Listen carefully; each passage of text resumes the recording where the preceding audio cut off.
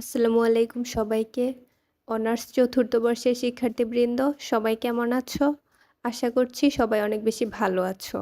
আজকে আমি তোমাদের সাথে অনার্স চতুর্থ বর্ষের কোর্স বাংলা ছোট গল্প নিয়ে আলোচনা করব।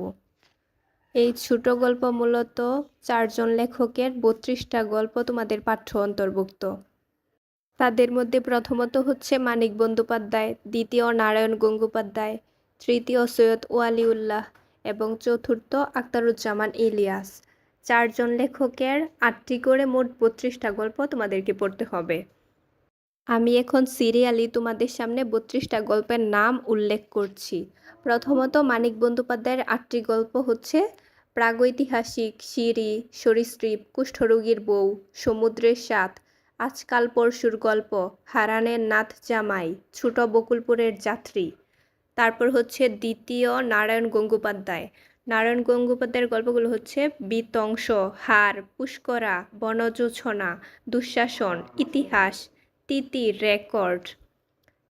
তৃতীয়ত সৈয়দ ওয়ালিউল্লাহর গল্পগুলো হচ্ছে নয়নচাড়া, মৃত্যুযাত্রা, জাহাজি, পরাজয়, খুনি, দুই তীর, একটি তুলসী গাছের জীবন কাহিনী, নিষ্ফল জীবন, নিষ্ফল যাত্রা। চতুর্থ হচ্ছে আখতারুজ্জামান ইলিয়াস। ওনার গল্পগুলো হচ্ছে অন্য ঘরে অন্য স্বর, ধূতবাতে উৎপাত, পায়ের নিচে জল, কীটনাশকের কীর্তি, অপঘাত, জাল স্বপ্ন, স্বপ্নের জাল, কান্না এবং রেইনকোট। আমি পরবর্তী ভিডিওগুলোতে এই 32টা ছোট গল্প নিয়ে তোমাদের সাথে আলোচনা করব। 32টা গল্পের কিন্তু 32টা ভিডিওই হবে।